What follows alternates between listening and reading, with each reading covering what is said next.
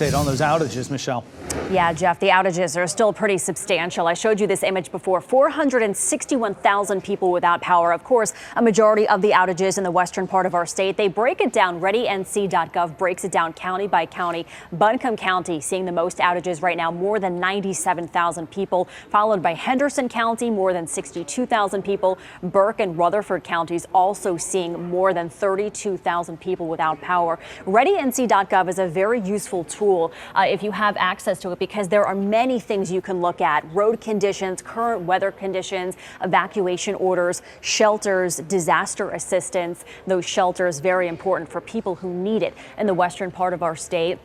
As far as when we can expect to have some power back on, this is the message on Duke Energy right now, one of the many power companies in the area. They say that the Carolina, we can expect to have power restored to the majority of customers no later than Friday evening, with the exception of areas that are inaccessible or unable to receive service. And we know a lot of the counties out west are unable to receive services right now, so it could be quite some time before they see the power turn back on.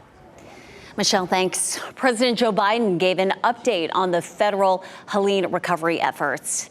Biden granted North Carolina's request for a federal major disaster declaration. That means FEMA can send much needed money to residents and businesses in parts of our state. He made a promise to the country that work and aid would continue as long as they are needed. I want them to know we're not leaving until the job is done. I also want you to know I'm committed to traveling to the impacted areas as soon as possible, but I've been told that it would be disruptive if I did it right now. We will not do that at the risk of diverting or delaying any of the response assets needed to deal with this crisis. And President Biden made calls to several state and local government officials last night, including Governor Roy Cooper.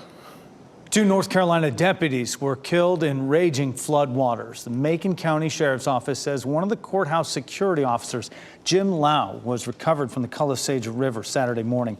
The Sheriff's Office posted on Facebook about Lau's death. They said, in part, Jim was very liked and respected within our department. He was known to be a hard worker, dependable, and he jumped in wherever help was needed. His absence will truly be felt in our agency.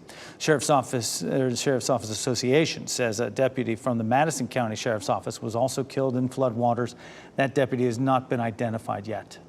There are still hundreds of Helene-related road issues in the North Carolina mountains. This video from the State Division of Aviation shows some of the damage roads have from washouts due to flooding. NCDOT says all travel in the western part of our state should be for emergencies only.